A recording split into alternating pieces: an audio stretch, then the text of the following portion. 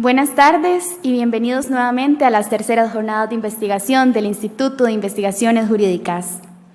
A continuación, escucharemos la conferencia Relaciones laborales en Costa Rica, representación colectiva, organización del trabajo y cadenas de valor del Dr. Mauricio Castro Méndez, consultor y profesor e investigador de la Universidad de Costa Rica. Adelante.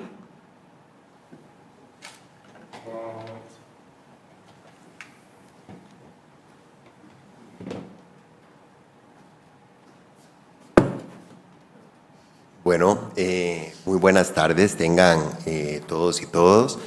Muchísimas gracias por acompañarnos el día de hoy, sea virtualmente o presencialmente. El día de hoy tenemos este avance de investigación de un proyecto en marcha. Todavía no tenemos los productos pues definitivos. Este proyecto de investigación básicamente lo que trata de conjuntar son distintos elementos desde la perspectiva de las relaciones laborales, las cadenas de valor y las condiciones de trabajo, fundamentalmente en plantaciones de piña y de banano.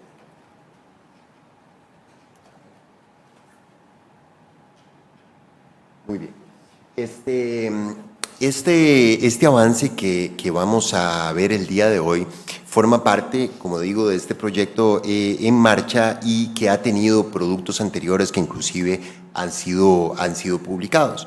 Algunos de ellos relacionados con la temática de la identificación de la cadena de valor, particularmente de la producción en piña, la elaboración de una tipología de relaciones laborales, la conformación de una base de datos en conjunto con el Poder Judicial respecto de la discriminación y los fueros especiales y otros temas y otros productos en los que han participado diversas personas, incluidas asistentes, que ya no están en el proyecto. En este momento la participación o participan en el proyecto las siguientes personas: Rosita González Alpizar, José Pablo Garro Arce, aquí presente, Mónica Salas, Alondra Zúñiga, también acá presente, Gloriana Urrutia, Luis Felipe Álvarez, Alice Siegfried, también acá presente, Diana Cooper y Susan Marín Calles, también acá presente. Ellos se han conformado en 3 equipos de trabajo y ahora en breve cada uno de ellos va a exponer una parte de los avances de investigación sobre distintos componentes.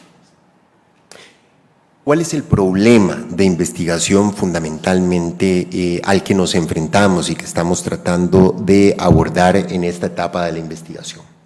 Básicamente lo que planteamos es que la combinación de la cadena de valor transnacional en muchas áreas de la producción y su articulación con el fenómeno de la externalización, es decir, de sacar de la empresa y contratar fuera de la empresa vía subcontratistas, contratistas, intermediarios, grupos de empresa y demás, parte de su trabajo, pues tiene un impacto directo, ambos fenómenos y la conjunción de ambos, en las condiciones de trabajo, en los eslabones inferiores de la cadena de valor.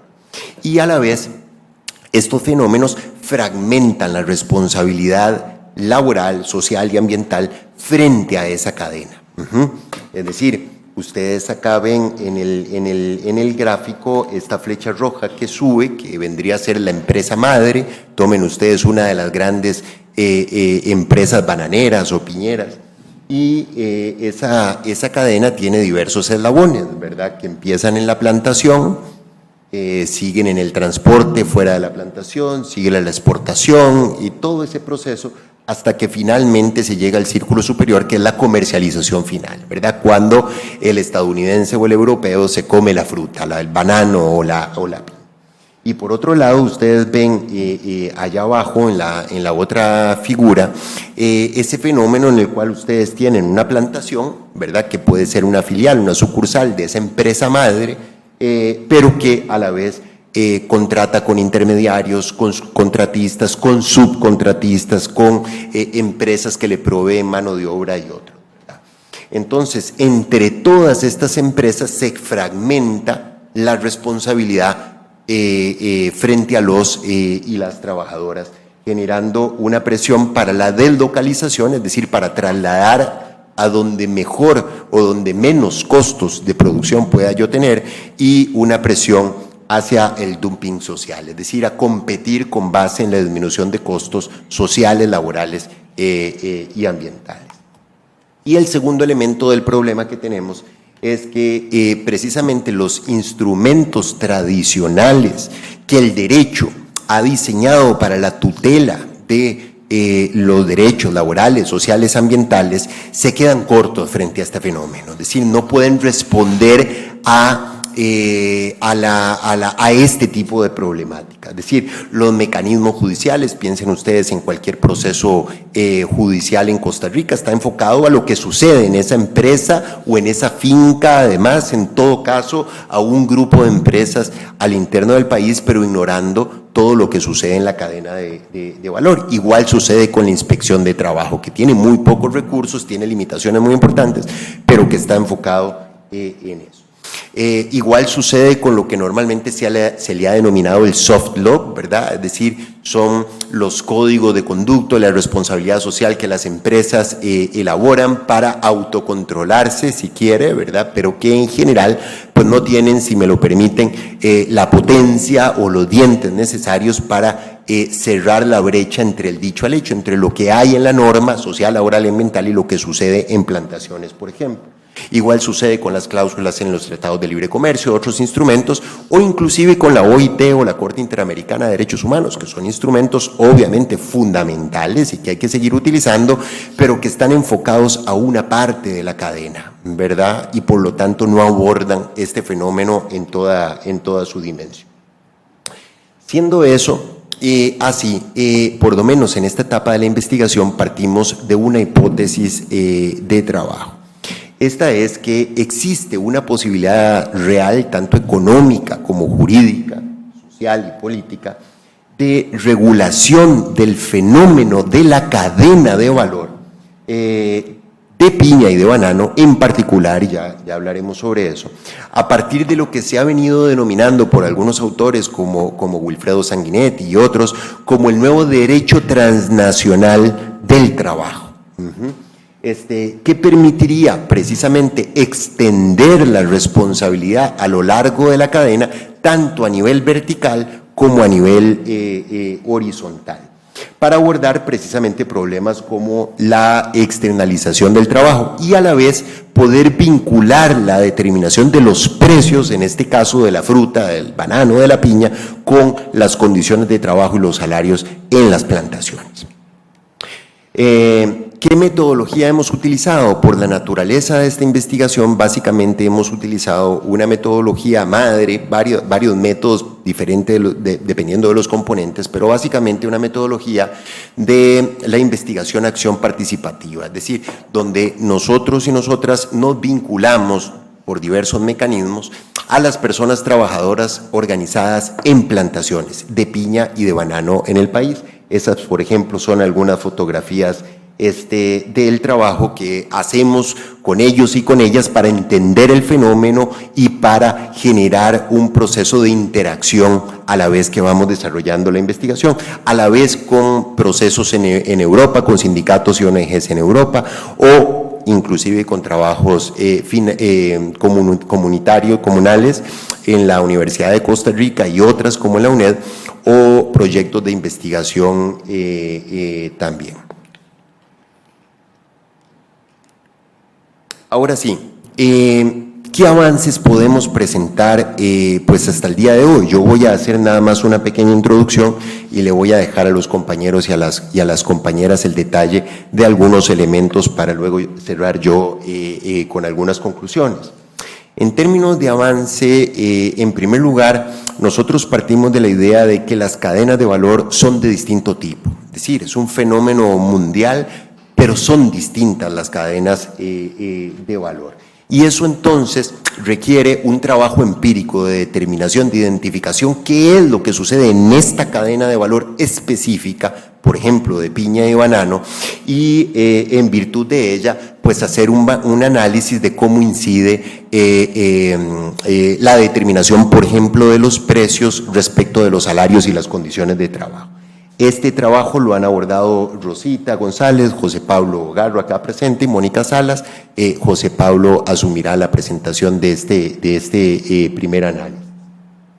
En segundo lugar, las respuestas jurídicas que se han planteado, ya lo adelantaba, tienen limitaciones muy importantes, ya mencionamos algunas. Ahora, desde la década de los 90, fundamentalmente, se desarrolló una idea que normalmente es conocida como comercio justo, es decir, la idea de que el consumidor, o por lo menos algunos consumidores y consumidoras, demandan ya no solo calidad del bien, sino demandan que ese bien no haya sido producido con trabajo infantil o con trata de personas o contaminando los mantos acuíferos y demás. Y eso implica o ha implicado y derechos laborales, el ámbito laboral, ambiental, el ámbito social. Eso implica entonces que dentro de la lógica del comercio justo se diseñaron mecanismos para tratar de garantizarle al consumidor final que esos estándares se cumplen, ¿verdad? Esos mecanismos han sido ineficaces hasta la fecha de hoy y podríamos hablar de varios de esos mecanismos, pero el día de hoy nos vamos a centrar exclusivamente en uno que es el denominado certificaciones de calidad, ¿verdad? Para entender cómo funcionan, cuáles han sido los claroscuros que han tenido y sus consecuencias. Ese trabajo, como les decía, lo ha trabajado Alondra Zúñiga, acá presente, Gloriana Urrutia y Luis Felipe Álvarez, y luego de la presentación de José Pablo, Alondra nos expondrá los avances. Y finalmente, en términos de avance, lo que planteaba al inicio. En este momento hay una coyuntura especial que abre la posibilidad en el marco de una normativa novedosa desarrollada sobre todo en Europa que se ha denominado compliance y debida diligencia y que coloca una serie de mecanismos o posibilidades de mecanismos no solo para exigirle a la empresa madre o a la empresa matriz, ¿verdad?, que controle lo que sucede en su cadena de valor de producción, sino además que se responsabilice por lo que sucede ahí. Entonces, en ese marco normativo surgen varias, o a propósito de ese marco normativo, surgen varias preguntas. ¿Qué es? ¿Cómo funciona? ¿Cuáles son sus límites? ¿Cuáles son las distintas regulaciones que hay? ¿Y qué posibilidades nos abre? Este trabajo lo han desarrollado Alice Siegfried, acá presente, que nos expondrá en un minuto, Diana Cooper y Susan Marín Calles, también acá presente, que también nos expondrá una parte del trabajo. Avanzados estos elementos, volveremos para un cierre y para las conclusiones y explicar un poco cuál es el trabajo en marcha. Adelante.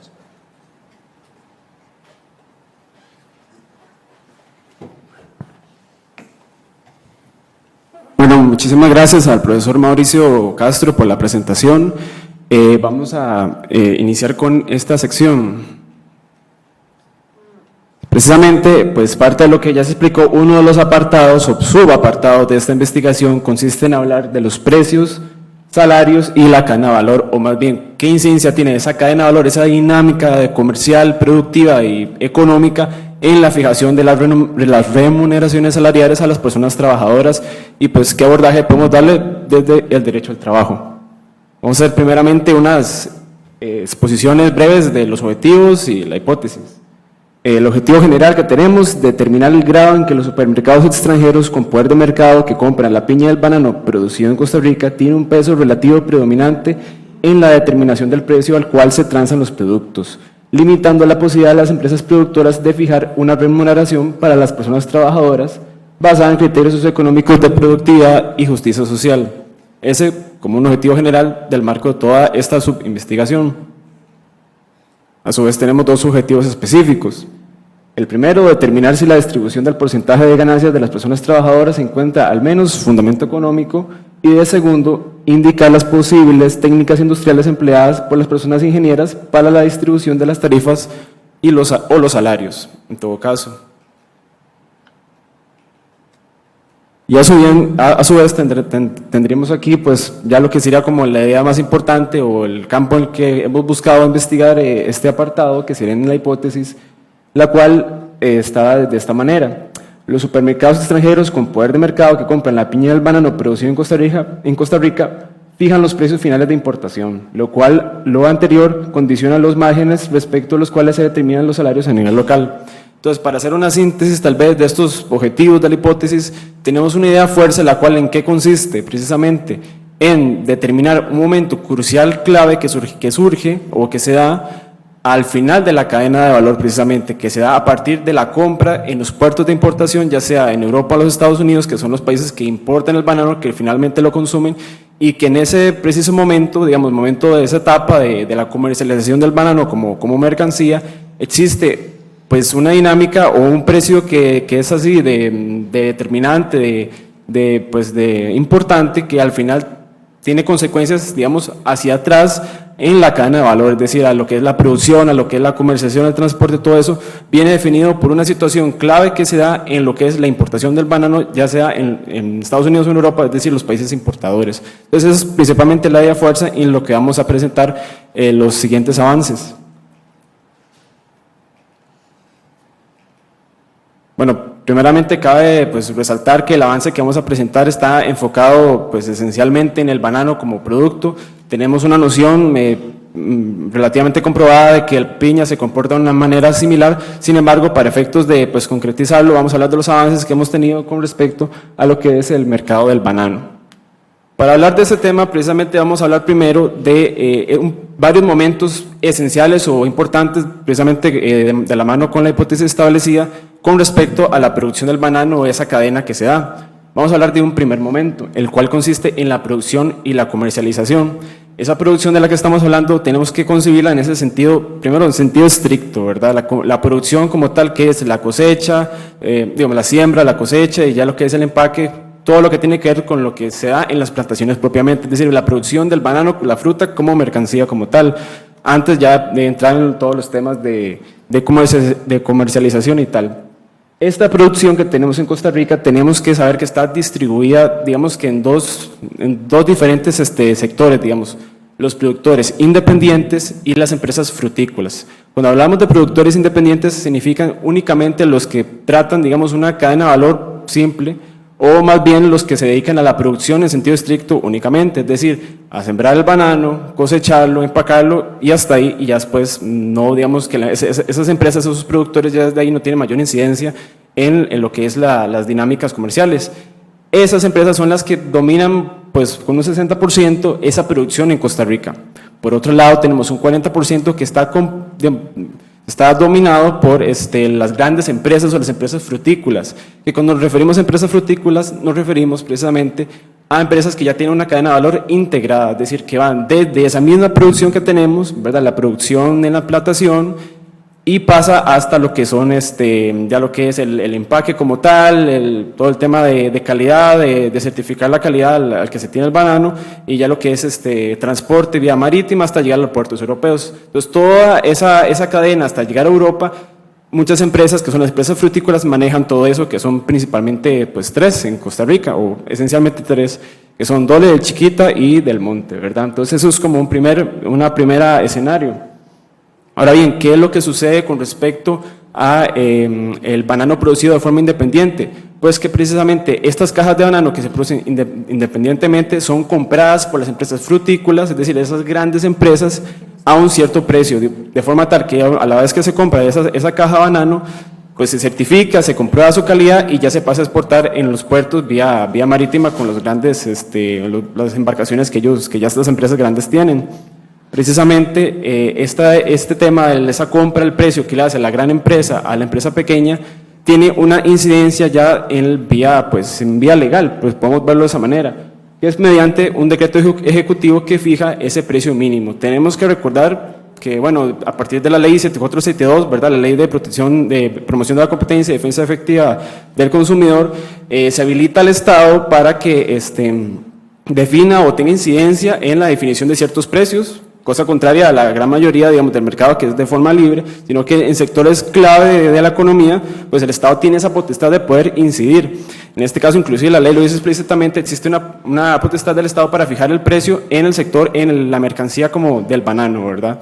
Entonces, esto a lo largo de la historia de que se promulgó dicha ley, han habido varios decretos, el más reciente del año 2020, que es el decreto 42.112, como les digo, el año 2020, que lo decretan el Ministerio de Economía, Industria y Comercio, el Ministerio de Agricultura y Ganadería y el Ministerio de Comercio Exterior, los cuales, bajo ciertos parámetros, ciertas metodologías, definen pues ese precio al que se tiene que comprar esa caja del banano, digamos, o tiene que salir a exportarse. Actualmente está en un precio de $8.36, la caja de banano de 18,14 kilogramos, bajo el tipo de venta contractual en Incoterm, Free on Board, que es el FOB, que es el que se utiliza para este tipo de mercancías.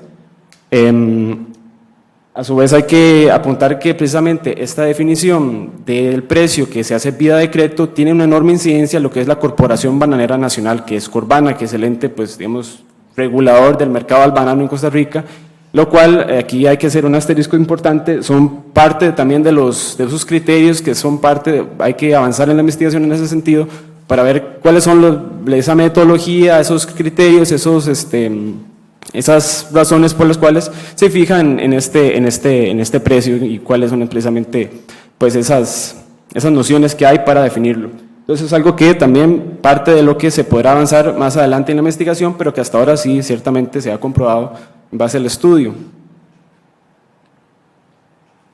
Ahora bien, pasamos a un segundo momento que es como el más relevante para efectos de meternos en la hipótesis o empezar a profundizar con la hipótesis, que es ya la compra en puertos de importación, ¿verdad? Cuando ya llegan las grandes embarcaciones a puerto, ya sea en Europa o los Estados Unidos, principalmente en Europa, y que se vende eso ya a las empresas minoristas, es decir, a las que compran ya para distribuir entre los consumidores normalmente. Primero también hacer un escenario de cómo está distribuido el mercado mundial del banano. Hay que decir que es un mercado muy competitivo actualmente. Hay varios países, por ejemplo, en América Latina tenemos el caso de Costa Rica, Honduras, Ecuador, Brasil, son grandes exportadores de banano y a nivel mundial también están otros como la India y demás. Entonces podemos decir que por lo menos a priori es un mercado muy, muy competitivo, por lo menos del lado de la producción. Y también hay que resaltar un cambio que ha habido a partir más o menos de los años 90, ya con respecto a lo que sucede en puertos de importación en Europa, con esa compra que se da para la distribución y la comercialización en Europa. Hay que decir que antes, de los años 90, en la primera etapa del siglo XX, mediados del siglo XX, existía un fuerte proteccionismo pues, en los mercados europeos, ¿verdad? Existían, por ejemplo, las cuotas de importación, ¿verdad? Una cierta cantidad que se podía importar, había muchos aranceles, había estrictos aranceles, y todo eso pues, significaba que bajo un esquema pues, sencillo de oferta y demanda, pues el precio fuera muchísimo más alto, ¿verdad? Y eso generaba que muchas de las empresas, precisamente las empresas frutícolas, esas que llevaban las embarcaciones, que vendían el banano en puerto europeo, pues tuvieran pues unas ganancias importantes. Suponemos de todo lo que era el negocio del banano, tenían prácticamente las mayores ganancias. Sin embargo, a partir de los años 90, que pues aparece la Organización Mundial del Comercio, la OMC, como ese organismo para resolver controversias y demás, empezaron a emitir una serie de lineamientos con base a los acuerdos GATT, en los cuales se empezó a promover pues, la libre competencia, la liberalización del mercado y la desregulación, eliminando así, o obligando a los países a eliminar todo este tema de las cuotas, todo este tema de los aranceles, las cuotas casi que en una totalidad. Hoy, por ejemplo, casi las cuotas de importación están prácticamente desaparecidas, aranceles se quedan algunos, no muchos, pero sí había una gran liberalización. Entonces, volviendo, en un modelo de oferta-demanda sencillo, podemos decir que eso ha generado que el precio de la compra del banano en puerto europeo haya bajado bastante. Entonces, esto también que ha generado tal vez un poco en los efectos, ¿cómo se ha manifestado? Que precisamente esa ganancia que tienen antes las empresas las empresas frutícolas, las grandes empresas que hacían esa exportación y la venta en puertos europeos, empezar a bajar esa ganancia, y más bien esa gran concentración de la ganancia de este negocio que ha sido el mercado del banano, más bien se concentraba del otro lado, más bien de los minoristas que compraban eso en Europa, ¿verdad? Entonces eso es como parte de lo que se ha averiguado, y también aquí hacer un necesario pues, apunte, un asterisco, en el sentido de que también parte de la investigación que pues queda por realizar parte del estudio, tiene que ver con cuánto mercado o cómo se distribuye ese mercado de los minoristas, es decir, de los supermercados, de esos que compran el banano en el puerto y lo van a distribuir a los supermercados para ya el consumo al detalle. Entonces eso es un tema también muy relevante porque tiene que ver con esas dinámicas precisamente de cómo se da esa fijación del precio, que tal vez no es una fijación pues como se la puede imaginar uno, tal vez como por una ley o algo por el estilo, pero sí esa determinación casi que dada, que sucede en los mercados competitivos, para que los productores ya tengan el precio como dado, ¿verdad? Y ya para finalizar tenemos, bueno, aquí un repaso de lo que es el impacto de la exportación y la comercialización internacional, que es como la noción de esta subinvestigación, los criterios empleados para fijar la remuneración de las personas trabajadoras en piñeras y bananeras. Entonces, precisamente esta dinámica que ya vimos, esos dos momentos, cómo se pueden reflejar a modo de conclusiones preliminares en esta subinvestigación. Tenemos primeramente pues, que existe un incentivo económico a establecer la remuneración tarifaria al factor trabajo. Precisamente, como tenemos un mercado así tan competitivo, con un precio tan dado, pues muchas empresas que ya a la hora de llegar al puerto europeo, si tienen un precio muchísimo más alto, tienen una caja nano que costó mucho, frente a otros países que las pues, exportaron a un precio mucho más bajo, simplemente lo que va a suceder es que pues, los que compran el banano en puerto, los minoristas, van a comprar precisamente los que son un precio muchísimo menor y los que tienen pues, mayores costos van a quedar fuera del mercado. Entonces eso lo que genera es que al final hay un incentivo a que se fijen ciertas expectativas, por decirlo de alguna manera, para la producción de cierta cantidad de cajas, a cierto precio que se va a vender. Entonces eso lo que genera es que el trabajo al final termina siendo pues dándose una remuneración tarifaria, es decir, una tarifa al trabajo es precisamente por cada una de las cajas hechas, ¿verdad? A cada una de las divisiones de los tipos de trabajo que hay. Entonces, en ese sentido, eso permite, como por lo menos a las productoras, generarle una trazabilidad de que hay, digamos, una eficiencia en la producción, no como lo generaría pues, una jornada laboral ordinaria que no pues, permite esa trazabilidad de cuánto se está produciendo con base a lo que se va a vender. De segundo, tenemos que el precio establecido por decreto es una referencia a las negociaciones, eso también nos hemos dado cuenta precisamente, que el precio no está definido en realidad como parece en el decreto, sino que en realidad a veces se negocia, bueno, principalmente a la baja, precisamente por los cambios en el escenario económico internacional. Y de tercero, tenemos también el claro incumplimiento sistemático de los derechos laborales en este país, en Costa Rica, y esto se da pues, principalmente, y es necesario hacer énfasis en ese sistemático, es decir, no es antojadizo, no es concreto, ¿verdad? Que se hayan incumplimientos por cierto tema, digamos, de una temporada o de una situación en particular, sino que precisamente al darse pues esta dinámica de cumplir con cierta cuota de cajas hechas a cierto precio, muchas veces las empresas pues lo que hacen es fortalecer, digamos, o establecer la producción a modo tal de que se cumpla precisamente esa cuota sin importar que se vulneren ciertos derechos laborales de contenido económico, ya sea pues horas extra, ya sea pues lo que es el salario mínimo y demás. Entonces esa es la problemática que tenemos y pues pues como tenemos que seguirlo desarrollando en esta subinvestigación, pues ese enfoque que tenemos que verlo desde el derecho laboral costarricense. Y eso sería. Muchas gracias y le doy la palabra a la compañera Alondra.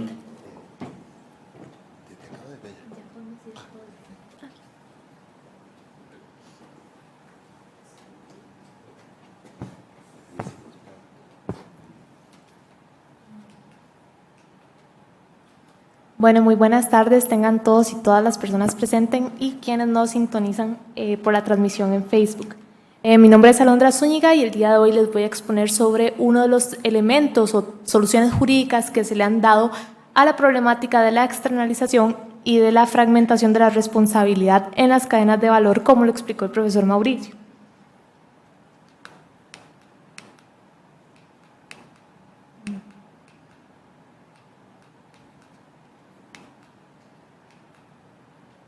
Ahora sí, lo primero que tenemos que hacer cuando hablamos de las certificaciones es definirlas. ¿Y qué estamos entendiendo precisamente cuando nos referimos a una certificación? El elemento central es que certificamos algo. La certificación está relacionada con una norma o una serie de requisitos que certificamos. Entonces, por eso traemos a colación la definición que nos da el equipo Vértice en el año 2018, quien nos indica que es una actividad que consiste en atestiguar que un producto o servicio se ajusta a determinadas especificaciones técnicas o requisitos establecidos en una norma u otro documento normativo con la expedición de un acta en la que se pone en manifiesto el cumplimiento de dicha conformidad. Entonces, cuando hablamos de certificar es que estamos atestiguando que ciertos requisitos se están cumpliendo o que una persona física o jurídica está cumpliendo con una serie de requisitos. Ahora, como tenemos necesariamente un marco normativo, debemos de definir qué marco es el que aplica en los productos agrícolas de la piña y del banano. La primera norma que tenemos es la ISO 9001, que esta se centra en los elementos de administración de calidad con los que una empresa tiene que contar para administrar y mejorar sus productos. Se enfoca en la calidad de los productos y también en el mantenimiento que le da la empresa a los mismos. Luego tenemos la ISO 14001, que está enfocada en los procesos que la empresa agrícola utiliza para la gestión y la administración de los productos. Busca que todos estos procesos sean en cumplimiento con la protección del medio ambiente. Otra norma importante y muy central para nuestra investigación es la SA 8000, que se basa en determinar si cierta compañía en sus productos y en sus procesos de producción está asegurando los derechos laborales mínimos con respecto a cada marco normativo delimitado territorialmente y si se están cumpliendo con todos los criterios normativos para la salud y la seguridad e integridad de las personas trabajadoras. Otra, finalmente, que es muy similar a la otra, pero que es una norma distinta, es la Global Gap, que esta viene a certificar aspectos como la inocuidad alimentaria, la trazabilidad, el medio ambiente, esto va a incluir la biodiversidad y que todo esto vaya en cumplimiento con los derechos de las personas trabajadoras que trabajan en estas plantaciones. Entonces, este cuerpo normativo es adquirido intervienen ciertos sujetos. ¿Okay? Entonces, vamos a tener una serie de sujetos que van a participar en estas relaciones de las certificaciones. Un primer sujeto que acá tenemos es el organismo internacional o regional que va a crear la norma. La norma la crean una serie de organizaciones a nivel internacional para luego ser aplicada. ¿Quiénes la aplican? La van a aplicar las empresas certificadoras acreditadas. Entonces, vamos a tener este marco normativo que viene a ser aplicado por diferentes empresas que están compitiendo para vender certificaciones. Tenemos una empresa que esta puede estar o no estar, que es la empresa auditora. ¿Qué es lo que pasa? Que en estas empresas, y centrándonos en las plantaciones de banano y de piña, vamos a tener empresas que se dedican a auditar las empresas productoras. ¿Qué es esto? Esto es que van a ir a estas empresas, les van a visitar para asegurarse de si están cumpliendo con los requisitos mínimos señalados en la certificación. Entonces, este factor puede o no puede estar. ¿Por qué digo esto? Porque este rol de auditor también lo puede ejercer la empresa certificadora como tal, o a veces se externaliza esto por medio de una empresa auditora. Un cuarto sujeto que va a participar en este proceso de certificación es la empresa productora. ¿Esta quién es? Es la empresa que está interesada en adquirir una certificación con el propósito y el objetivo de asegurar su producto y entrar a más mercados. Para eso es que buscan estas certificaciones. Ahora, lo que les acabo de comentar, como hemos indicado, es un instrumento que ha tratado de usar el comercio justo y responsabilizar a las personas, a las empresas productoras. Entonces, ¿cuál es la problemática que hemos encontrado con este instrumento? ¿En qué falla el instrumento per se? Existen, de lo que hemos investigado, dos motivos centrales. Uno es que este instrumento genera relaciones de codependencia. ¿En qué sentido? En que las empresas certificadoras están compitiendo entre ellas para vender certificaciones, es decir, están en el libre mercado vendiendo certificaciones y insistiendo en las demás empresas productoras que adquieran sus certificaciones. Entonces, ellas necesitan vender certificaciones. ¿Y qué pasa con las empresas productoras? Pues que esas empresas productoras están interesadas en adquirir certificaciones. ¿Por qué? Porque es a partir de las certificaciones que pueden ampliar sus comercios, pueden vender en otros mercados, especialmente en Europa, como lo comentaba el profesor Mauricio inicialmente, se ha creado esta idea del comercio justo. Entonces las personas no solo quieren un producto de calidad, sino quieren un producto que esté certificado de que no generó impactos ambientales, que esté certificado de que las personas que hicieron ese producto tengan los derechos laborales mínimos. Entonces, la empresa productora, para acceder a esos comercios que están tan enfocados en este comercio justo, necesita estas certificaciones. Entonces, ahí vemos cómo esto crea una relación de codependencia donde las empresas certificadoras quieren vender sus certificaciones y las empresas productoras necesitan adquirirlas. Otro fenómeno que se da en estas relaciones es que cuando la empresa certificadora, por su interés de comercio, y la empresa productora, por su interés de adquirir certificaciones, dejan pasar o solo hacen un checklist de lo que observan sin hacer un análisis detenido de la realidad de lo que está sucediendo, nada más hacen un checklist de los requisitos que están cumpliendo, pues obviamente se vuelve una problemática. Hace algunos años hubo una presión nacional y europea hacia ciertas empresas certificadoras para que analizaran todo el panorama y toda la realidad que estaban las empresas de plantaciones de banano y de piña. Hubo esta presión gigantesca que generó que una empresa certificadora, se llama Rainforest Alliance, dijera que una empresa del Caribe, productora de banano, no cumplía, que en efecto se hizo la auditoría y no cumplía con esos requisitos. Entonces, ¿qué fue lo que pasó?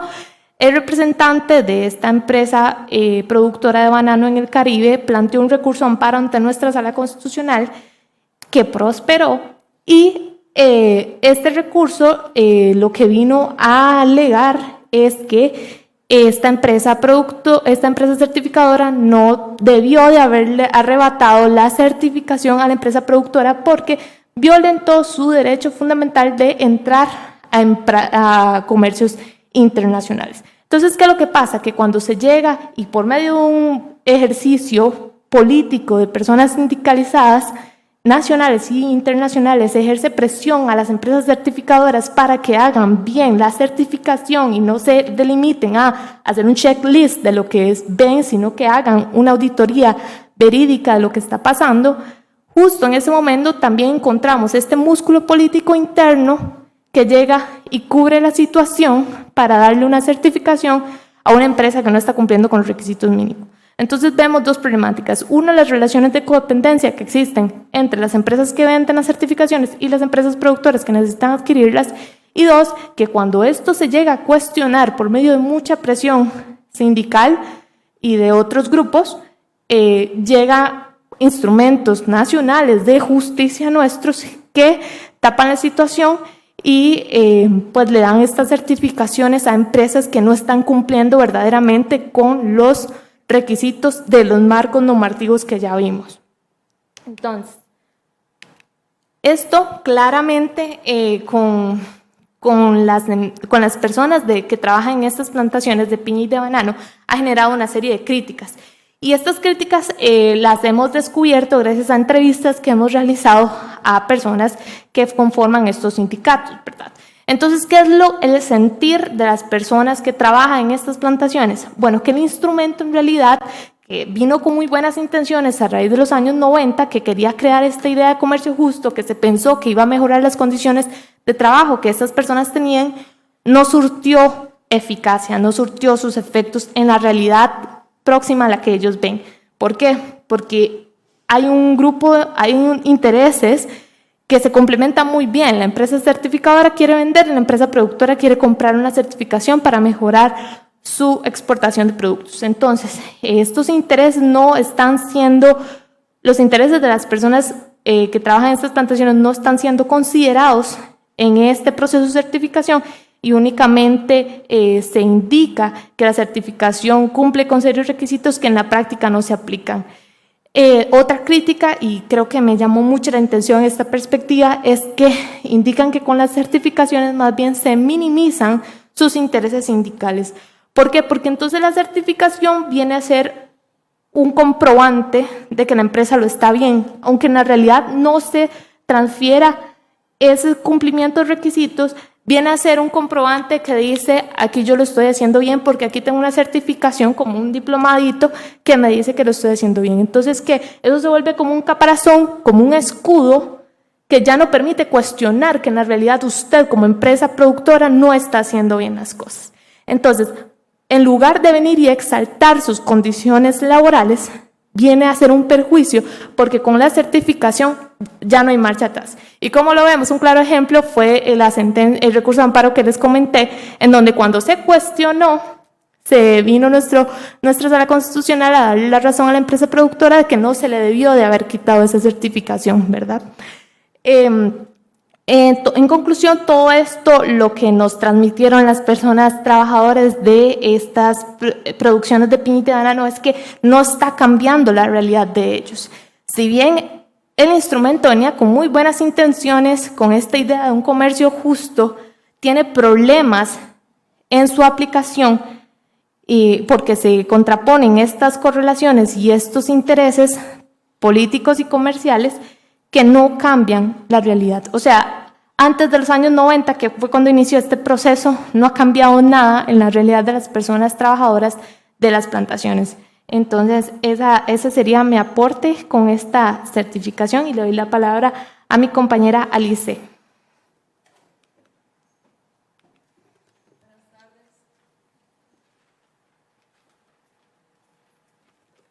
Bueno, mi nombre es Alice Siegfried. Yo les voy a hablar un poco sobre la doctrina del compliance.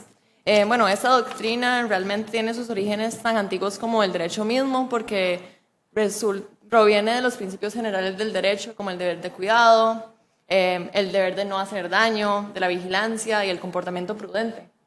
Pero ahora, en la modernidad, se ha aplicado más al comercio internacional y es necesario entonces hacer una conceptualización a partir de diferentes fuentes doctrinarias. Esta conceptualización puede ser un poco compleja, precisamente porque el término se usa en muchas ramas del derecho. Ese término de compliance o de due diligence además se usa con diferentes significados dependiendo de la situación. Es muy común en el derecho. Entonces,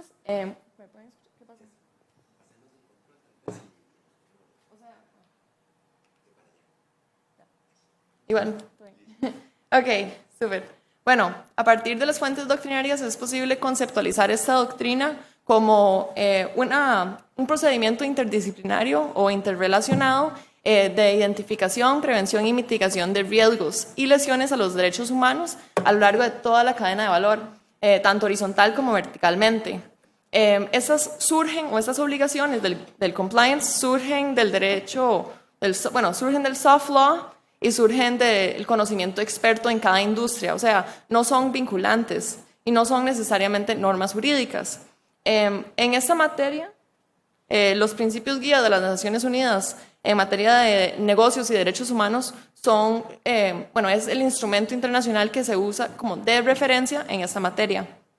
Y en este instrumento internacional podemos encontrar 3 pilares necesarios para esta doctrina, que son, primeramente, los derechos humanos, segundo, la responsabilidad social empresarial y tercero, el acceso a la reparación para víctimas. Ahora mi compañera les va a explicar un poco de esta doctrina y cómo se ha manifestado en el derecho comparado.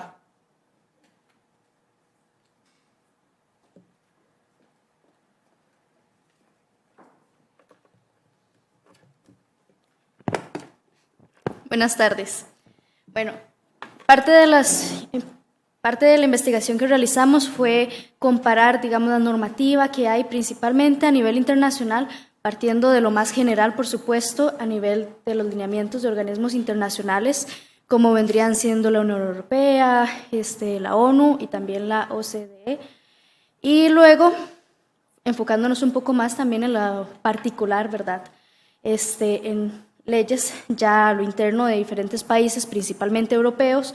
Los principales o los pioneros en estos han sido las leyes, la francesa, la alemana, etc. A nivel como de América tenemos principalmente, vendría siendo más que todo como una ley de un estado específico de Estados Unidos, tampoco es como a su totalidad, por lo cual, digamos, habla mucho también de la forma en la que se está aplicando, por supuesto, y el alcance que esto tiene, ya que se aplica esa normativa principalmente o está orientada principalmente a las grandes empresas que tengan cierto tipo de poder económico. Vamos a ver, por ejemplo, la Unión Europea, dentro de sus lineamientos, explica o lo divide en dos tipos de empresas o dos tipos de grupos a los cuales se les va a aplicar estas normativas.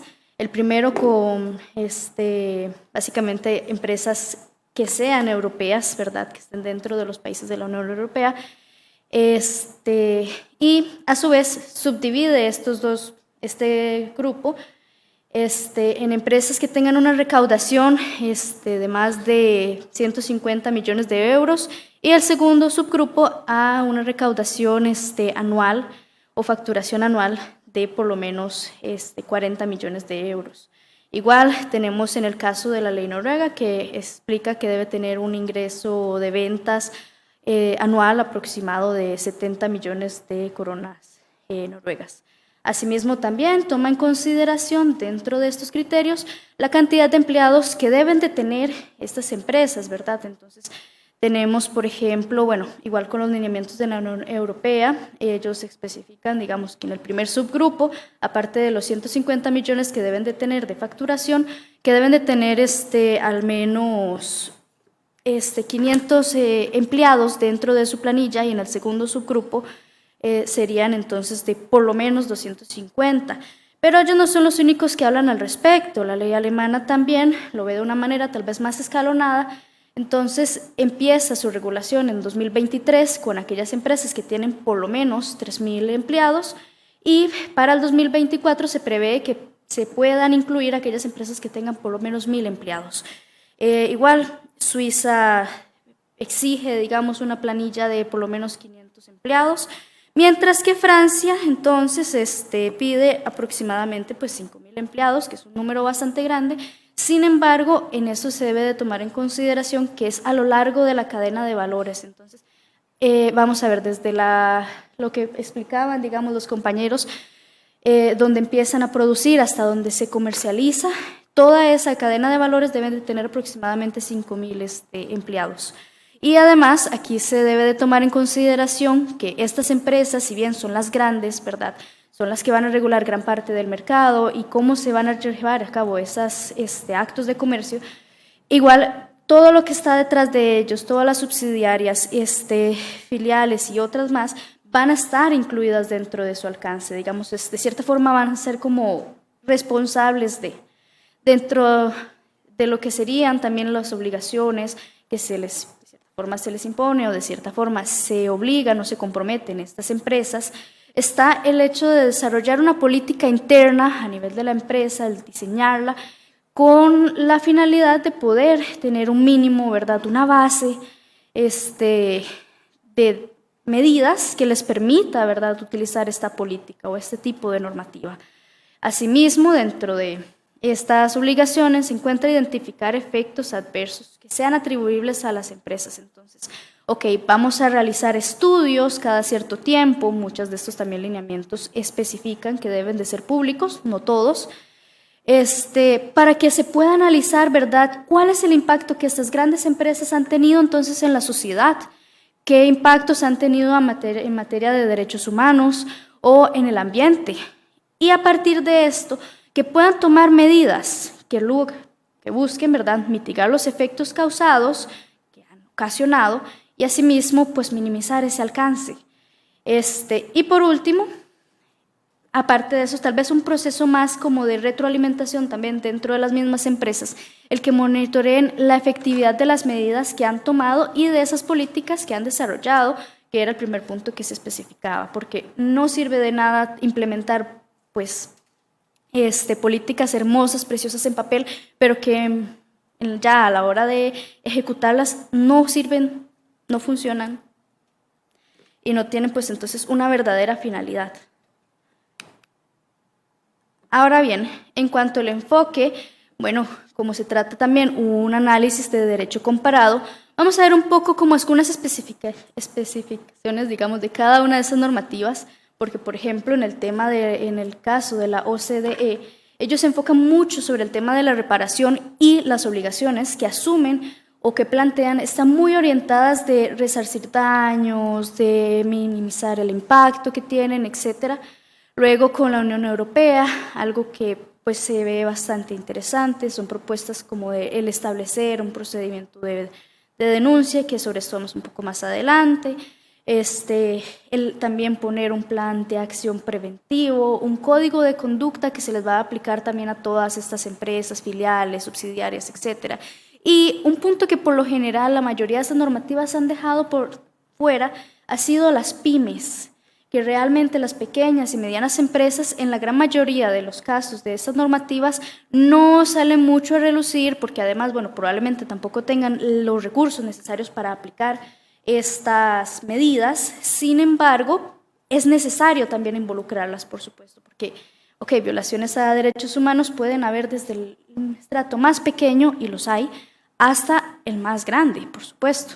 Ahora bien, digamos, en el caso de la ley británica, se dirige más sus obligaciones en el caso de la esclavitud moderna y la trata de personas, a lo cual pues ellos sí tienen que hacer análisis, ¿verdad? Ver en cuáles etapas de esta cadena podría haber una de estas circunstancias que esté, digamos, contrariando específicamente esta problemática. Y lo mismo con la normativa de Países Bajos u Holanda, que está más dirigido a la protección del menor y al trabajo infantil. Aquí es más que todo como una declaración jurada de que, pues no, de que se ha verificado que no hay este tipo de problemas dentro de su cadena de valor.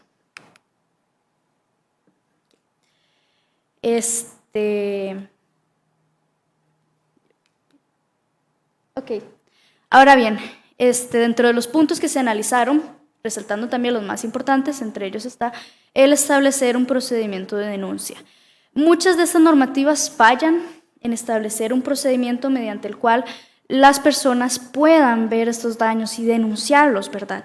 Entonces, dentro de las que más se resaltan sería la de la OCDE, que establece un mecanismo, digamos, para principalmente los trabajadores, que ellos puedan plantear quejas o denuncias. Aquí también entra un poco, digamos, en juego como el papel de los sindicatos, que en realidad también suelen estar muy excluidos en la mayoría de estas normativas.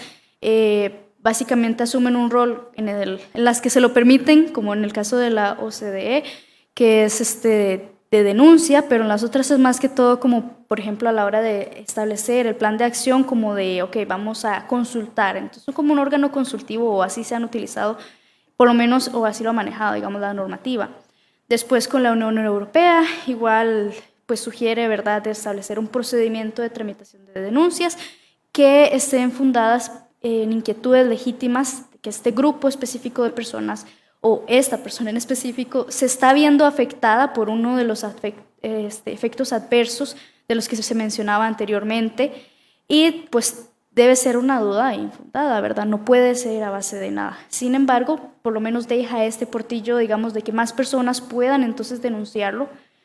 Y después, en cuanto a la ley alemana, igual establece un procedimiento interno que permite, digamos, señalar riesgos al ambiente y violaciones a los derechos humanos.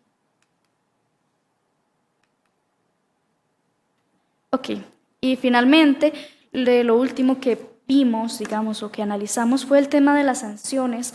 Igual a nivel, digamos, como internacional, podemos ver en la OCDE que se enfoca, bueno, como se mencionó mucho, en el tema de la reparación, resarcir daños, no tanto en el imponer una multa o imponer, digamos, como una sanción como tal, sino como, ya usted realizó este daño, ahora repárelo o ayude a repararlo en la medida que sea atribuible a su persona o a su empresa. Después, en la Unión Europea, lo deja más a libertad de cada país cuando desee aceptar y, digamos, adoptar esta normativa, que ellos, digamos, definan tanto la naturaleza y el nivel en que se van a aplicar. La ONU igual lo busca en el tema de la reparación, esto de acuerdo a digamos, el daño causado y también proporcional a la culpa que tengan, digamos, las empresas, o sea, la inferencia que tuvieron para que se diera ese daño. Y también establece pues la posibilidad de presentar multas de carácter administrativas, como un ejemplo serían sanciones de carácter administrativo como las multas. Igualmente, la ley alemana pareciera ser tal vez la más estricta al respecto, imponiendo, bueno, igual sanciones administrativas, de primero de tipo pecuniarias con multas.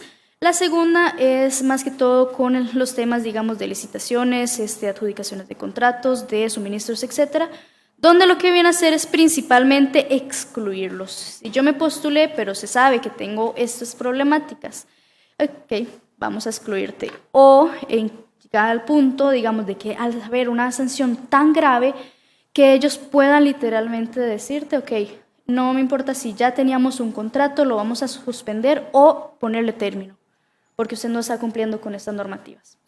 Después, en la ley igual francesa, lo que establece son multas de entre los 10 a 30 millones de euros, y la ley de Noruega también prohibiciones, digamos, para garantizar ese cumplimiento, multas, y en el caso de que exista reincidencia, se les puede, digamos, establecer una tarifa y cobrarles por las infracciones, digamos, que cometan. Entonces, a nivel general y, digamos, como en resumen, en el tema de las sanciones, es más que todo como el tema, o las más reiteradas son como reparación, digamos, ok, tenemos un daño, hay que repararlo, y en el tema, digamos, también de multas, que son como la que más se repite, por decirlo así. Bueno, ahora la compañera Alice les va también a comentar sobre los desafíos que tienen aplicar esta normativa. Hola de nuevo a todos. Déjala. No, está bien, puede llevársela. Bueno, ante esa doctrina de compliance, ¿verdad? Nosotros hicimos el análisis de derecho comparado precisamente porque el plan o la idea sería implementarlo en Costa Rica. Entonces, si nosotros lo vamos a implementar en Costa Rica, es necesario tener en cuenta algunas precisiones y por eso yo les voy a hablar de algunos de los desafíos a la implementación de la doctrina del compliance.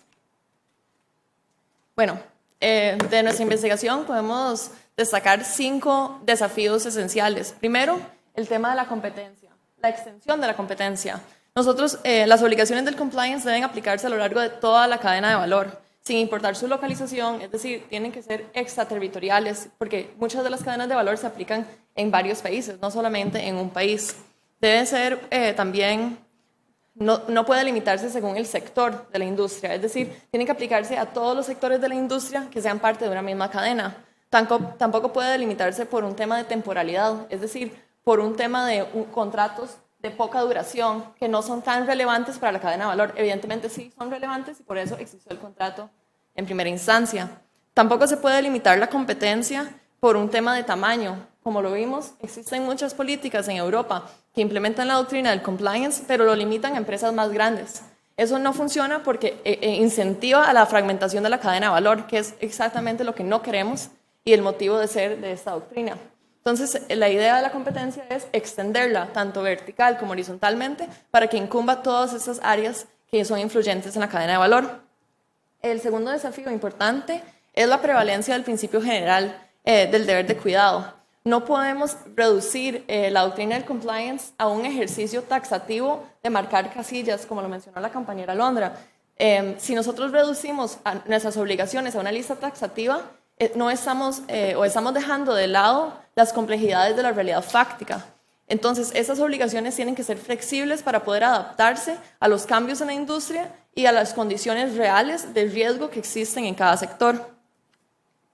Bueno, el tercer desafío relevante sería la inclusión de las partes interesadas. Esas obligaciones del compliance no pueden tener una política de top-down, es decir, no pueden venir desde arriba hacia abajo, sino que deben incluir a todas las partes interesadas que se ven afectadas por estas obligaciones.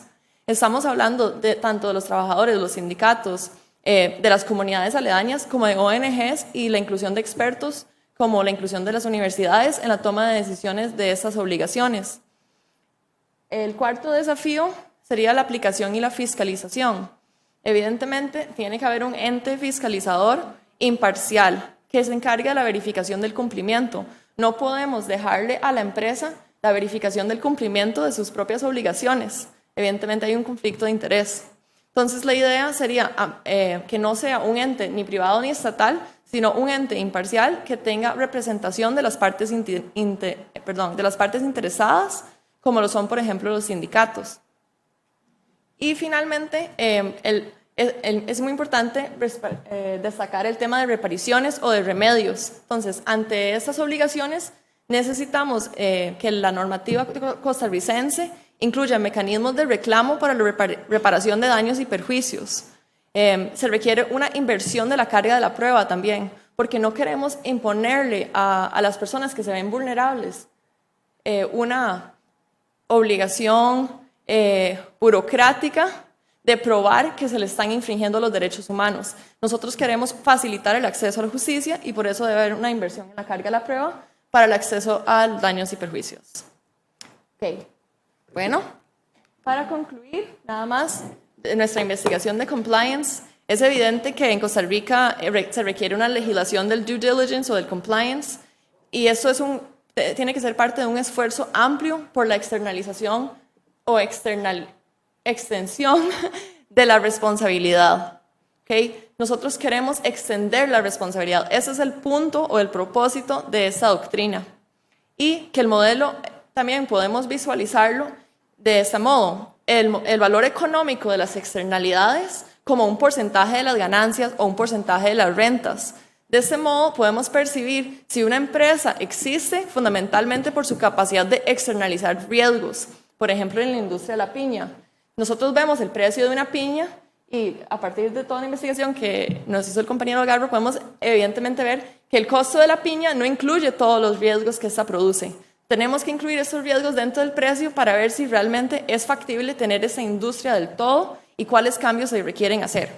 Entonces, en conclusión, realmente la falta de dientes de esta doctrina replica los modelos de responsabilidad social empresarial que se quedan cortos en la práctica. Entonces es necesario, incorporar estos desafíos que les mencioné antes para que cuando Costa Rica haga una normativa de este tipo, sea una normativa eficaz y una normativa inclusiva. Entonces, muchas gracias.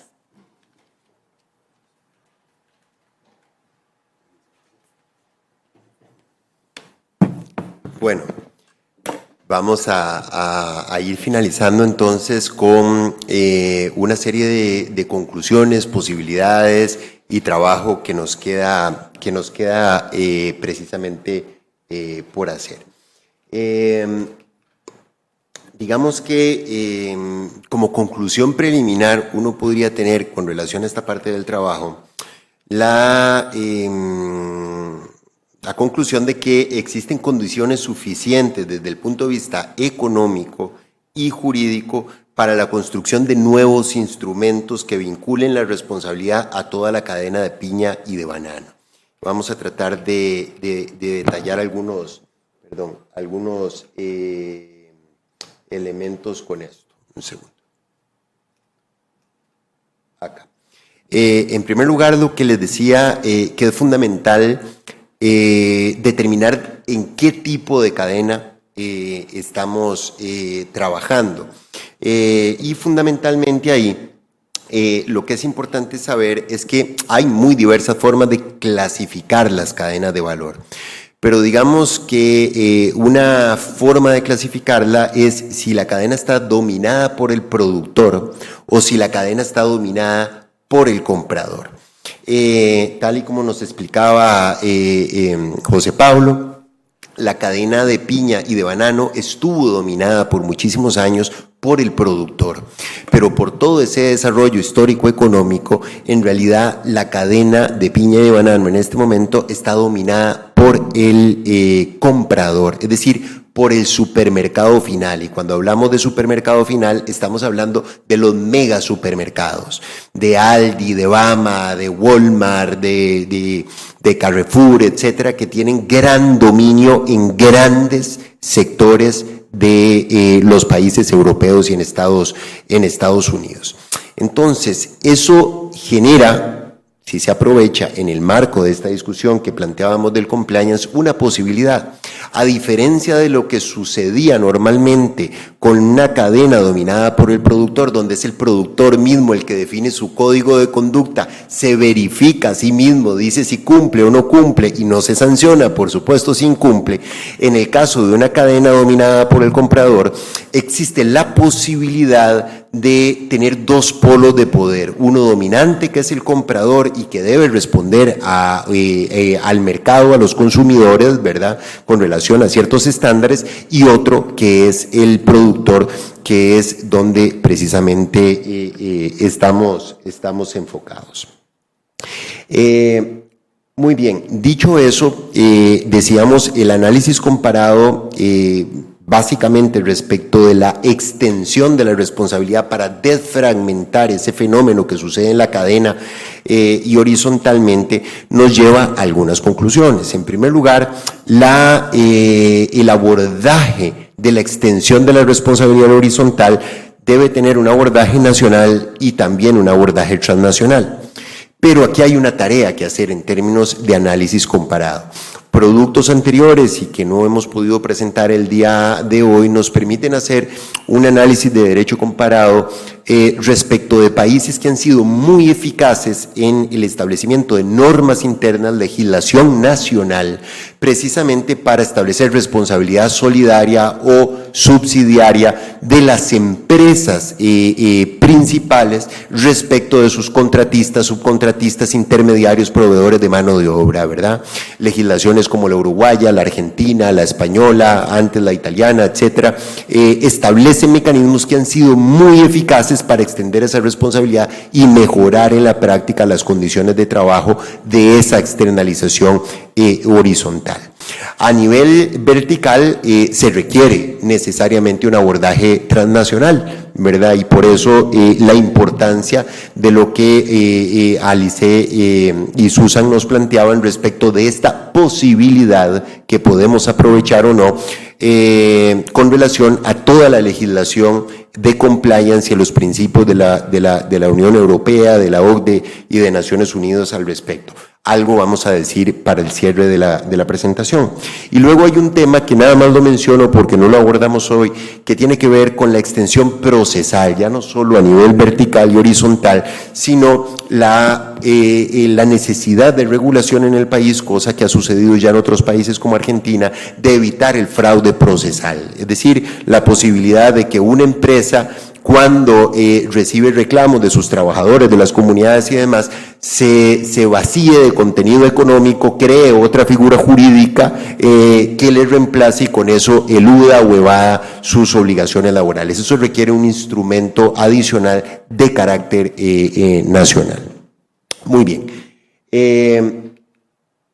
Dicho eso, entonces tendríamos que decir que este nuevo marco que se abre de derecho transnacional del trabajo, como lo plantea Wilfredo Sanguinetti, lo que hace es tratar de juntar partes, pedazos que estaban desarticulados y tratar de amalgamarlos por medio de esta política de compliance y debida diligencia. ¿Qué es lo que se quiere ahí? Bueno, pues insistimos, la extensión de la responsabilidad de manera vertical y horizontal en toda la cadena, y esto permitiría abordar la complejidad productiva. El empleador complejo, ¿verdad?, el que tiene su centro de producción, contratistas, subcontratistas, intermediarios y ese fenómeno de externalización, los grupos de interés económico, los grupos empresariales, la utilización de la franquicia, digamos, como mecanismo para fragmentar jurídicamente una empresa, etcétera. Asimismo, incluso establecer responsabilidades para los socios y representantes de las empresas en algunos supuestos. ¿Cuál es el fundamento? ¿Cuál es el fundamento que respalda la idea de la extensión de la responsabilidad? ¿Por qué una empresa, tomen ustedes Dole, Chiquita, Del Monte, que es una gran empresa transnacional ubicada, domiciliada en otro país, tendría que ser responsable por lo que sucede en un contratista o subcontratista en Costa Rica, en Zixabola, en Siquirres, en Cutris de Alajuela, etcétera? ¿Por qué tendría que serlo? Bueno, hay varias razones que justifican eso. En primer lugar, el viejo concepto de plusvalía y valor del trabajo, es decir, ese trabajo desempeñado por esos trabajadores de piña y de banano en las comunidades genera una plusvalía, genera un valor que se distribuye en la cadena y que genera enormes o importantes ganancias a los distintos eslabones de la cadena. Este gráfico que tienen ustedes ahí, no elaborado por nosotros, recoge algunas investigaciones que nos permiten identificar cómo se divide la ganancia, ese valor creado por ese trabajador de piña y de banano en la plantación en toda la cadena. Si ustedes ven la parte más importante de la cadena, ya un 42.6% del valor de la caja de piña queda en el supermercado final. En Walmart, en Aldi, en Bama, lo que sea. Un 3% a importación, luego viene el 14.13% que tiene que ver con el transporte marítimo, un 4.9% a la exportación, un 24.8% a los productores de banano y piña, y finalmente un 9.7% es lo que le queda a las personas trabajadoras en la distribución de esa ganancia. Y en el caso del banano se repite también, ¿verdad? Es decir, ustedes tienen, por ejemplo, aquí está dividido por país, pero ustedes tienen en el caso costarricense la parte de ese valor del banano que se deja o que queda en manos del supermercado llega al 40.7% del valor total que queda en el gran supermercado. Y luego se va distribuyendo en fragmentos. El productor tiene un 10.5% en el caso costarricense, y los trabajadores, los salarios de las personas trabajadoras un 7%, ¿verdad? Entonces, claro, hay una primera razón que tiene que ver precisamente con la apropiación del valor por parte de los distintos eslabones, y por lo tanto la necesidad de responsabilizarse frente a lo que pasa por la cadena de las empresas que acumulan esa plusvalía. En segundo lugar, la creación del riesgo. Esas grandes empresas de banano y piña, que son las que finalmente venden, o las empresas nacionales independientes que le venden a esas cadenas también, o que exportan de manera directa, crean una actividad riesgosa, y esa actividad riesgosa es precisamente el marco en el cual se suceden las violaciones de derechos humanos fundamentales, de derechos laborales, de condiciones ambientales, etcétera, etcétera. Entonces hay una responsabilidad de toda la cadena, y sobre todo de la cabeza de la cadena, por responsabilizarse por el riesgo que crean a la hora de generar esta actividad productiva. En tercer lugar, hay una discusión acá que tener. ¿Qué es lo que debe prevalecer? Desde el punto de vista clásico del derecho comercial o del derecho civil, deberían prevalecer las ficciones jurídicas, es decir, las estructuras, las sociedades anónimas. Es decir, una sociedad anónima tiene una responsabilidad limitada, para eso se crea. Pero desde el punto de vista laboral eso no interesa, lo que interesa es lo que sucede en la realidad, y desde el punto de vista del derecho del trabajo y del derecho ambiental, lo que interesa es lo que sucede en la realidad. Entonces ahí hay una justificación de entender qué es el fenómeno de la cadena en su conjunto el que genera pues estos impactos. En cuarto lugar, las condiciones de trabajo discriminatorias, ¿verdad? En una misma empresa, en Costa Rica, en una piñera, en una bananera, usted tiene trabajadores haciendo exactamente lo mismo, pero en condiciones discriminatorias, ¿verdad? Si de repente parte de esos trabajadores son contratados por un subcontratista o por un intermediario que lo que contrata es mano de obra migrante en condición irregular, precisamente para no cumplir sus derechos laborales, entonces usted tiene dos trabajadores en la misma plantación, en la misma finca, pero amparados en esa ficción jurídica que legitima un trato discriminatorio de unos respecto de otros. Y finalmente la cohesión social, ¿verdad? Es decir, cuando uno permite que prevalezca la hiperfragmentación en esa cadena de valor, tanto horizontal como verticalmente, uno lo que permite es la fragmentación social, no la cohesión social.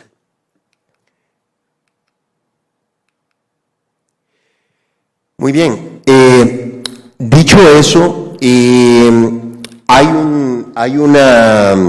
un elemento acá fundamental de comprender, que es la evaluación de los acuerdos marco internacional.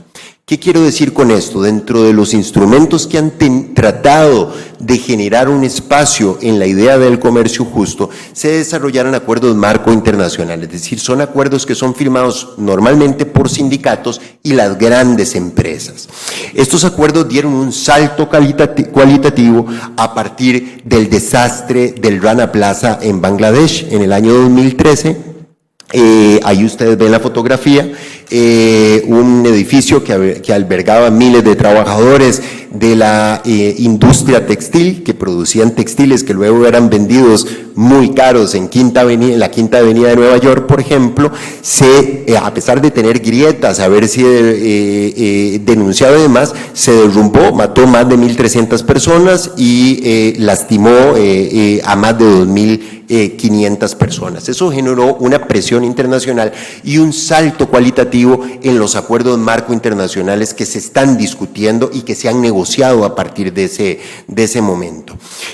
Todo eso inclusive impulsó el desarrollo de estos principios que nos comentaban Susan y Alice, relacionado con los principios que deben existir en las cadenas de valor, y hay principios desarrollados por Naciones Unidas, por la Unión Europea, por la OCDE, por la OIT también.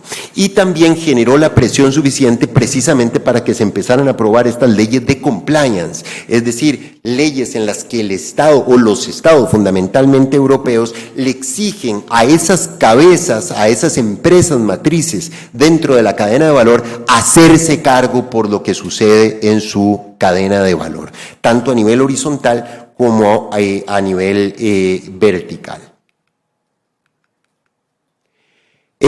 Y estos acuerdos marco tienen la ventaja de que reconocen esa relación triangular o pueden reconocerlo, es decir, la existencia de sindicatos, comunidades y otras personas que son los que sufren las consecuencias del funcionamiento de cada cadena de valor. Las empresas, sean multinacionales o matrices, pueden ser nacionales también, y por otro lado los supermercados como un nuevo polo de poder.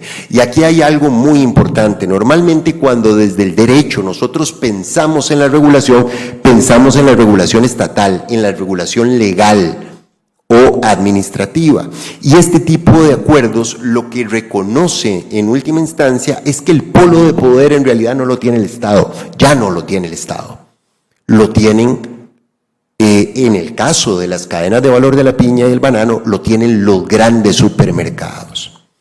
De manera tal que esa regulación no necesariamente depende de que exista una ley o que exista un decreto o una política pública. Mejor si la hay, si la política es buena, por supuesto, pero depende de articular este proceso con este nuevo polo de poder que es el poder dominante, por lo menos en la cadena de piña y de banano.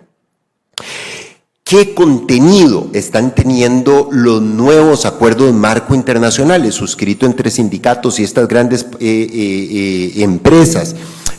Precisamente los derechos fundamentales del trabajo de la OIT definidos, ustedes saben, son 5 actualmente, se modificaron, antes eran 4, ahora son 5, la libertad sindical, la negociación colectiva, la no discriminación, la prohibición del trabajo infantil, la prohibición del trabajo forzoso y un ambiente sano y saludable de trabajo, los derechos humanos en general, el trabajo decente, que es un concepto acuñado también en el marco de OIT con una serie de estándares, el vínculo que debe existir entre el precio final y el salario digno, no cualquier salario.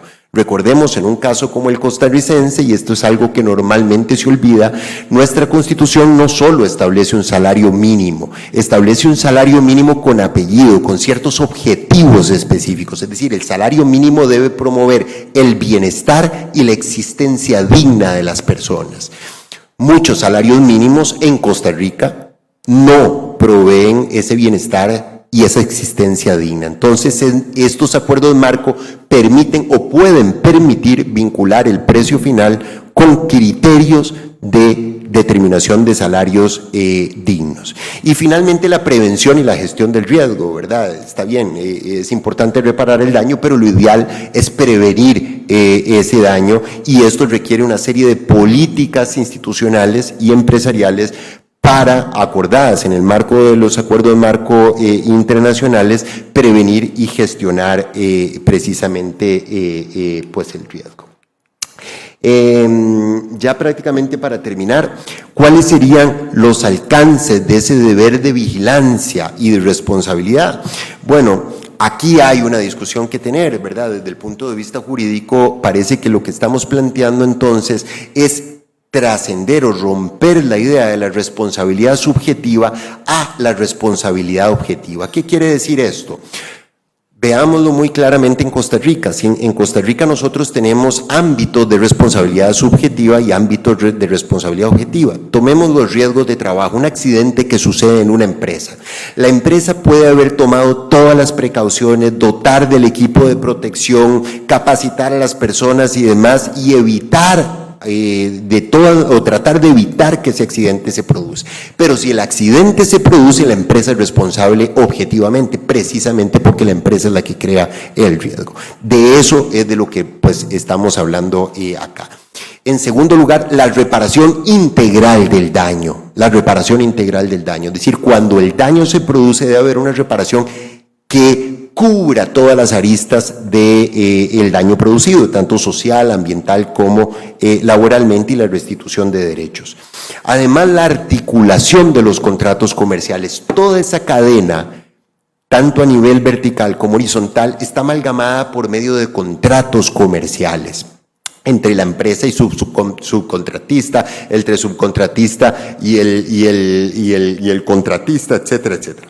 Igual sucede en los distintos eslabones. Bueno, los acuerdos marco internacionales permiten establecer cláusulas que vinculan a los distintos eslabones, tanto a nivel horizontal como a nivel vertical, con lo definido en los acuerdos marco, con sus responsabilidades y eventualmente, y con esto vamos cerrando, amalgamando precisamente o enfrentando esas debilidades que nos exponía Alondra, que nos exponía Susan y nos exponía el ICE de la falta de dientes, de la falta de controles. Es decir, aquí de lo que estamos hablando es de pasar del soft law a un mecanismo real de tutela que implique sanciones, que implique reparaciones, que implique restituciones y que implique prevención efectiva. Y finalmente, es necesario que estos acuerdos, si existe la posibilidad de que estos acuerdos no sean acuerdos generales que se queden en el aire o en Europa, sino vincular lo que ahí se establezca con el desarrollo de la negociación colectiva en los centros de trabajo específicos, que son el mecanismo, el instrumento por medio del cual lo que está establecido en el acuerdo implica un cambio real en la vida de las personas. Y finalmente, y con esto terminaría, existe la posibilidad, y hay algunos instrumentos, acuerdos marco internacionales que lo han planteado, la posibilidad de establecer un procedimiento especial para la solución de conflictos. Dijimos al inicio de la presentación que los procedimientos judiciales, la inspección de trabajo, la OIT misma, la Corte Interamericana de Derechos Humanos o el soft law no logra abarcar precisamente el problema por el cual estamos aquí sentados el día de hoy. Entonces, la posibilidad de incorporar en esos acuerdos marco, cada vez son más los acuerdos marco que lo incorporan, mecanismos, por ejemplo, conciliatorios y arbitrales, ¿qué nos garantizaría? En primer lugar, darle una legitimidad jurídica a los sindicatos y eventualmente a las comunidades o a otros actores para plantear juicios arbitrales internacionales en el marco del derecho laboral, es decir, para demandar tanto a la empresa matriz como a los distintos eslabones a nivel vertical o horizontal que se hayan comprometido a la observancia de este acuerdo por medio de sus respectivos contratos comerciales.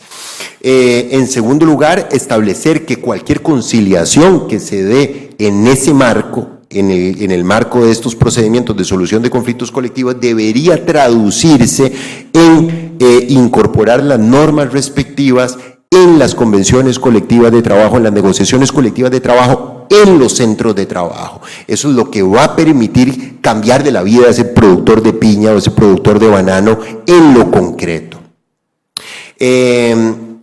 Finalmente, este arbitraje que se propone en el caso de la producción de piña y del banano es un arbitraje que se desarrolla en el ámbito del supermercado, que es el nuevo polo de poder, no en el ámbito estatal. ¿Por qué? Precisamente porque es el supermercado el que, en la medida que controla o que tiene ese peso particular en la determinación de los precios y las relaciones de intercambio con las empresas, es el que puede tener el poder necesario para que el laudo no solo eventualmente se ejecute, sino para establecer las sanciones económicas y las reparaciones económicas específicas.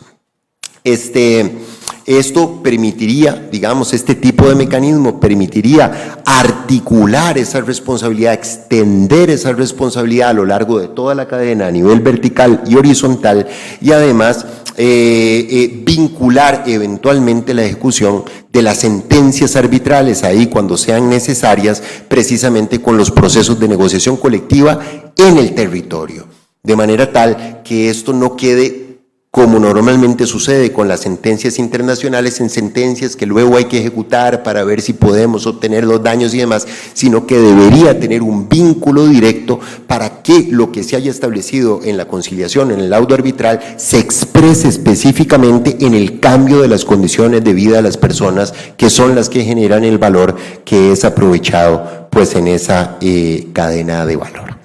Bueno, con esto entonces concluiríamos este avance de investigación. Nos queda todavía mucho trabajo por hacer. Este proyecto de investigación continúa este año y probablemente será renovado para el próximo año, así que les invito a quienes estén interesados a visitarnos, a contactarnos, a conversar con nosotros, a darnos información, a darnos su perspectiva, siempre bienvenida, ¿verdad? Para hacer más robusto pues este proyecto de investigación. Muchas gracias a Londra, muchas gracias a Susan, muchas gracias a Lice, muchas gracias a José Pablo y a los otros compañeros y compañeras de los equipos de trabajo que el día de hoy no nos pudieron acompañar y los que en el pasado también formaron parte de este equipo de trabajo. Muchas gracias.